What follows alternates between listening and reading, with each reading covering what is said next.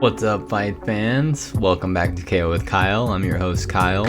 Today we'll be recapping this past weekend's September 5th UFC fight night between Alistair Overeem and Augusto Sakai, and all the fights on the main card. There was a handful of last-minute changes to the card and no prelims. The two fights were canceled were Sijara Eubanks versus Karol Rosa, as well as Thiago Moises versus Jalin Turner. The prelims were then moved to the main card, adding Cole Smith and Hunter Azure at bantamweight, and Viviane Araujo versus Montana De La Rosa at women's flyweight. So we were left with 7 fights total on the main card. 5 fights were finished by KO and submission, and 2 fights went to decision. Without further ado, let's get into it. Starting off the main card, we had a bantamweight bout between Cole Smith and Hunter Azure. After some early grappling at the start, Hunter Azure rocked Cole Smith and got a knockdown. Hunter Azure probably won round 1 based off of the knockdown and the ground control.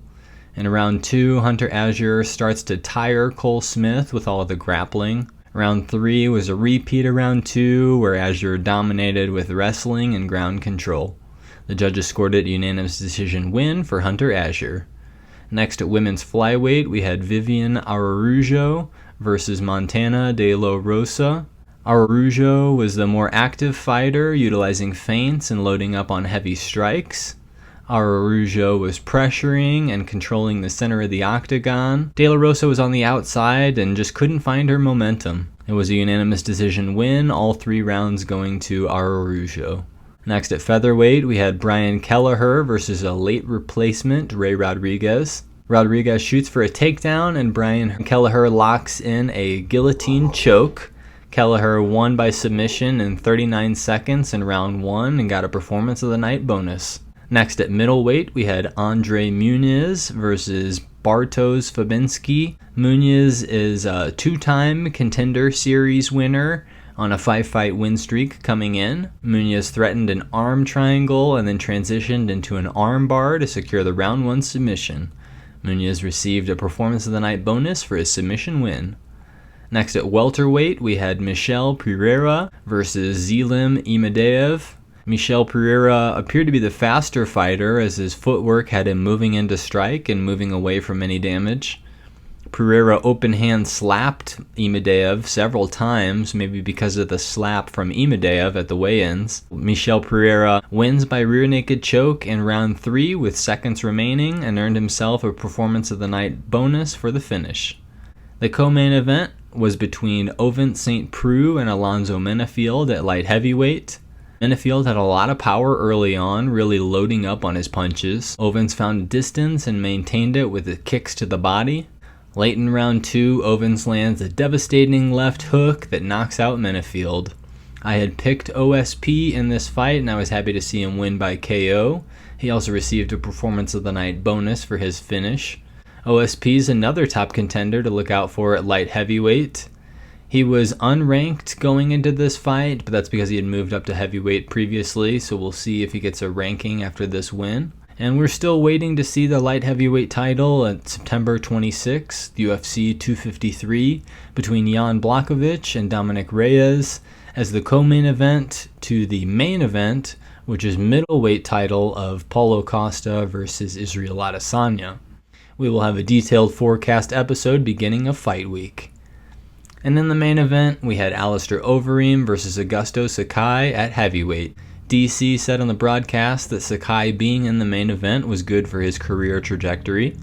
Sakai started out round 1 strong with throwing heavy shots and combinations. Overeem was keeping distance and utilizing body kicks.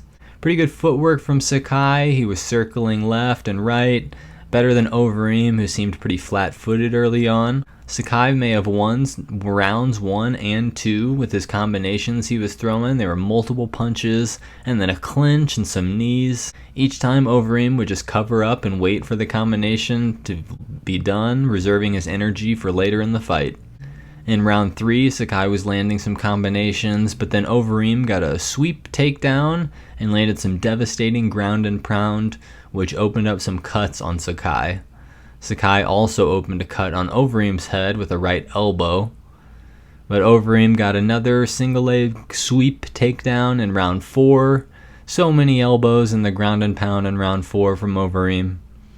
Overeem gets another early takedown the same way, round 5, and the ref shouted to Sakai to defend himself.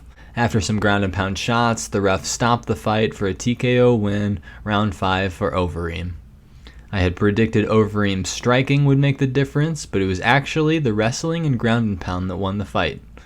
I'm not sure why Overeem didn't get the fight of the night, or at least a performance bonus, but he had an impressive showing in his turnaround win. He has had wins spanning 4 decades, and he is over 40 years old, but he still bested someone 11 years younger.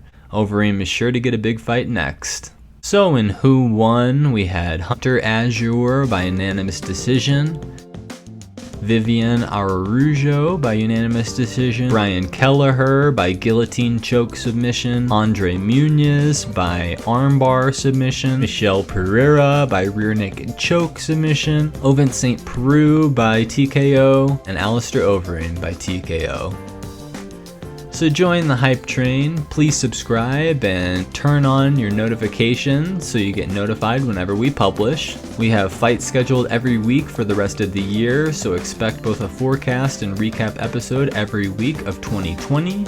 We love when you interact with us by commenting on or by liking a YouTube video, and you can tweet with us at KOWithKyle1, all one word, on Twitter. Alright fight fans, that wraps it up for this recap. Thank you so much for watching. I really appreciate it. Until next time, peace.